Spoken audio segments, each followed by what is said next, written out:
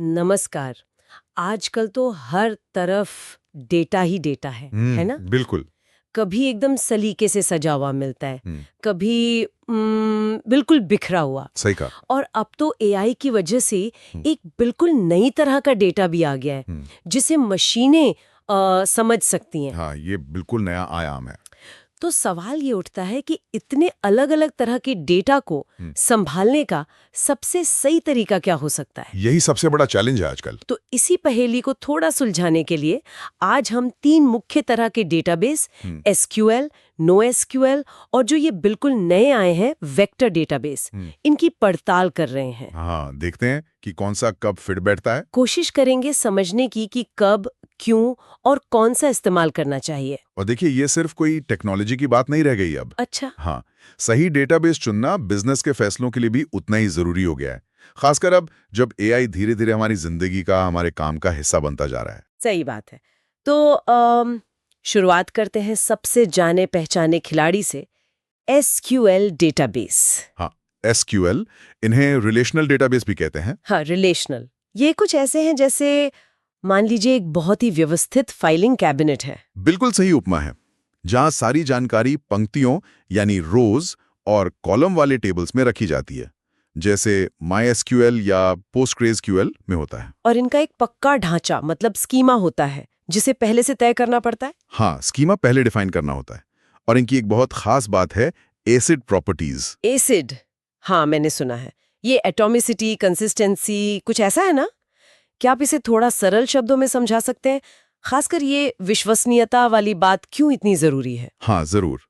देखिए, एसिड का मतलब है एटॉमिसिटी, कंसिस्टेंसी, आइसोलेशन और ड्यूरेबिलिटी। हम्म। अब जैसे एटॉमिसिटी हो ही ले, हम्म। इसका सीधा सा मतलब है या तो सब कुछ होगा या कुछ भी नहीं। सब कुछ या कुछ भी नहीं मतलब सोचिए, आप ऑनलाइन पैसे ट्रांसफर कर रहे हैं। ऑटोमेसिटी ये पक्का करती है कि या तो पैसा आपके अकाउंट से कटकर दूसरे के अकाउंट में सही सलामत जुड़ेगा, यानी पूरा ट्रांजैक्शन सफल होगा। अच्छा। या फिर अगर बीच में कोई भी गड़बड़ हुई, मान लीजिए नेटवर्क चला गया, तो कुछ भी नहीं होगा। ट्रांजैक्शन पूरी तरह से रोल बैक हो जाएगा, पैसा आपके पास ही रहेगा, कुछ अधूरा नहीं छूटेगा। ओ, समझ गई। हम्म, तो ये तो बहुत जरूरी है। बिल्कुल। इसीलिए बैंकिंग में या फिर ई-कॉमर्स में, शॉपिंग कार्ड वाले लेनदेन में, जहां हर एक ट्रांजैक्शन का बिल्कुल सटीक होना बहुत जरूरी है, वहां एसक्यूएल डेटाबेस और उनकी ये एसिड गारंटी आज भी मतलब बेमिसाल हैं। वाह, ये तो वाकई काफी महत्वपूर्ण है। लेकिन हर तरह का डेटा इतना व्यवस्थित तो नहीं होता है ना? नहीं, बिल्कुल नहीं। जैसे सोशल मीडिया की फीड्स हो गईं या आजकल वो आईओटी डिवाइसेस से लगातार आने वाला डेटा। हाँ, सही कहा। वहां शायद एसक्यूएल की कुछ सीमाएं सामने आती होंगी। बिल्कुल। और यहीं पे फिर नो एसक्यूएल डेटाबेस, मतलब नॉट ओनली एसक्यूएल, तस्वीर में आते हैं। No SQL. अच्छा। ये ज्यादा लचीले होते हैं, इनमें अक्सर कोई तय स्कीमा नहीं होता। कोई तय स्कीमा नहीं मतलब एसक्यूएल जैसे फॉर्म भरने की जरूरत नहीं? हाँ, आप इसे ऐसे समझ सकते हैं।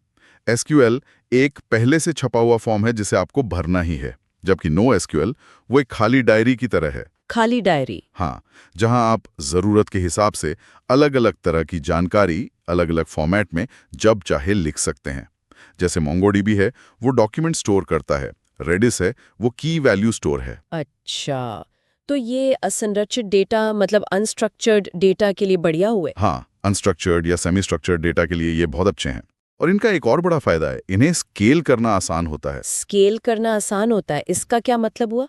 मतलब ये ज्यादा डेटा कैसे संभालते हैं? देखिए, एसक्यूएल डेटाबेस में अक्सर वर्टिकल स्केलिंग होती है, यानी अगर लोड बढ़ता है तो आप उसी एक सर्वर को और ज्यादा शक्तिशाली बनाते हैं। ज्यादा रैम, बेहतर सीपीयू। अच्छा, एक ही मशीन को तगड़ा बनाते हैं। हाँ, जबकि कई no SQL database horizontal scaling के लिए डिजाइन किए गए हैं। हॉरिजॉन्टल स्केलिंग मतलब लोड बढ़ने पर आप सिस्टम में और ज्यादा साधारण सस्ती मशीनें जोड़ते जाते हैं और लोड को कई मशीनों में बांट दिया जाता है। ओह, तो ये बड़े पैमाने पर डेटा और यूजर्स को संभालने के लिए ज्यादा कारगर हुआ। हाँ, अक्सर ज्यादा कारगर और सस्ता भी हो सकता है। लेकिन एक बात ध्यान रखने वाली है, क्या? इस लचीलेपन और स्केलेबिलिटी की कभी-कभी एक कीमत चुकानी पड़ती है।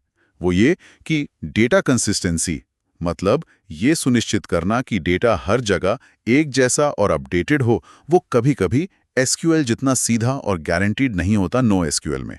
इसे मैनेज करना थोड़ा जटिल हो सकता है। अच्छा, तो एक ट्रेड ऑफ है, समझ गई। तो हमने डेटा को स्ट्रक्चर करने का तरीका देखा एसक्यूएल में, हाँ, और बड़े पैमाने पर स्केल करने का तरीका देखा नो एसक्यूएल में। बिल्कुल। पर आजकल तो एआई का जमाना है। अब सिर्फ डेटा रखना काफी नहीं है, उसके अर्थ को, उसके मतलब को समझना ज्यादा जरूरी हो गया है। सही पकड़ा आपने। यहीं पर शायद एंट्री होती है एक बिल्कुल नई किस्म के डेटाबेस की, वेक्टर डेटाबेस। ये क्या भला है, ये नाम मैंने हाल में काफी सुना है। हाँ, ये आजकल बहुत चर्चा में है और सही वजहों से है। वेक्टर डेटाबेस खास तौर पर एआई या मशीन लर्निंग मॉडल से निकली वेक्टर एम्बेडिंग्स को स्टोर करने और प्रोसेस करने के लिए बने हैं। वेक्टर एम्बेडिंग ये क्या होती हैं?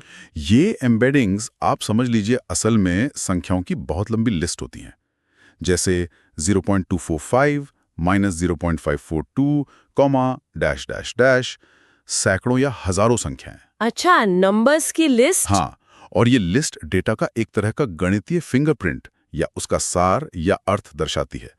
वो डेटा कोई शब्द हो सकता है, पूरा वाक्य हो सकता है, कोई तस्वीर हो सकती है या कुछ और भी। गणितीय फिंगरप्रिंट, दिलचस्प है। हाँ, और ये उच्च आयामी यानी हाई डायमेंशनल होती हैं। मतलब ये संख्याओं की लिस्ट डेटा की बहुत सारी अलग-अलग बारीकियों, उसके कॉन्टेक्स्ट को पकड़ सकती हैं। पाइनकोन, VV8, मिलविस, ये कुछ उदाहरण हैं वेक्टर डेटाबेस के। तो ये नंबर्स की लिस्ट स्टोर करके करते क्या हैं? इनका असल इस्तेमाल कहाँ होता है? आपने रैग का जिक्र किया था शायद पहले। हाँ, इनका सबसे बड़ा और रोमांचक इस्तेमाल है सिमेंटिक सर्च। सिमेंटिक सर्च मतलब अर्थ के आधार पर खोज करना। पारंपरिक डेटाबेस की तरह सिर्फ कीवर्ड मैचिंग नहीं। अच्छा, उदाहरण दे सकते हैं? हाँ, मान लीजिए आप सेब शब्द खोजते हैं, तो वेक्टर डेटाबेस सिर्फ सेब वाले नतीजे नहीं देगा, बल्कि शायद फल, पौष्टिक आहार या लाल रंग की गोल चीज जैसी मिलती-जुलती अवधारणाओं से जुड़ी जानकारी भी ढूंढ कर ला सकता है। अरे वाह! क्योंकि वो शब्दों के अर्थ की नजदीकी को समझता है, उन गणितीय फिंगरप्रिंट्स के जरिए। ये तो कमाल है। और रैग? हाँ, रैग यानी रिट्रीवल ऑगमेंटेड जनरेशन। इसमें ये वेक्टर डेटाबेस बहुत महत्वपूर्ण भूमिका निभाते हैं।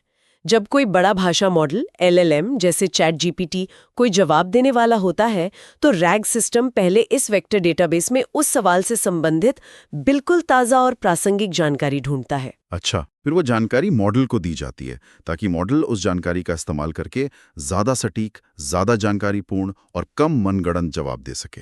तो ये एआई को ज्यादा भरोसेमंद बनाने में मदद करते हैं। समझ गई। तो ये सिर्फ डेटा स्टोर नहीं कर रहे, बल्कि एआई को बेहतर बनाने में सीधे मदद कर रहे हैं। बिल्कुल, ये एआई संचालित फीचर्स की अगली पीढ़ी के लिए जरूरी हैं। ये पारंपरिक डेटाबेस से एक बहुत बड़ा बदलाव है। तो अगर मैं इसे संक्षेप में समेटना चाहूं, अगर डेटा संरचित है, पक्का स्ट्रक्चर चाहिए और लेन देन की गारंटी सबसे जरूरी है, तो एसक्यूएल। हाँ, बिल्कुल। अगर डेटा बदलता रहता है, स्कीमा लचीला चाहिए, बहुत बड़े पैमाने पर काम करना है और उपलब्धता जरूरी है, तो नो एसक्यूएल।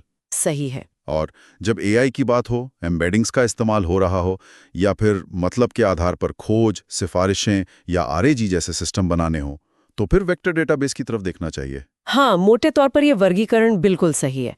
लेकिन मैं फिर कहूंगी, कोई एक सर्वश्रेष्ठ या one size fits all database नहीं होता। अच्छा, चुनाव हमेशा इस बात पर निर्भर करता है कि आपके एप्लीकेशन की खास जरूरतें क्या हैं, और बल्कि आजकल तो ये भी आम है कि एक ही बड़े एप्लीकेशन में इन अलग-अलग तरह की डेटाबेस का मिश्रण इस्तेमाल किया जाता है। हाँ, ये तो होता है। तो आज की इस चर्चा का सार, निचोड़ यही निकलता है कि हमारे पास डेटा संभालने के लिए कई तरह के शक्तिशाली औजार मौजूद है। बिल्कुल। और सही औजार चुनना इस बात पर निर्भर करता है कि काम क्या है। क्या आपको मजबूत ढांचा चाहिए, या बेहिसाब लचीलापन, या फिर डेटा के गहरे अर्थ को समझने वाली एआई संचालित क्षमता? एकदम सही कहा आपने। और यहाँ एक विचार छोड़ जाते हैं श्रोताओं के लिए सोचने को। हाँ, बताइए। जैसे जैसे एआई हमारे हर सॉफ्टवेयर, हर एप्लीकेशन का एक अभिन्न हिस्सा बनता जाएगा, कि आपको लगता है कि ये जो सीमाएं हैं एसक्यूएल, नो एसक्यूएल और वेक्टर डेटाबेस के बीच, ये धुंधली पड़ती जाएंगी?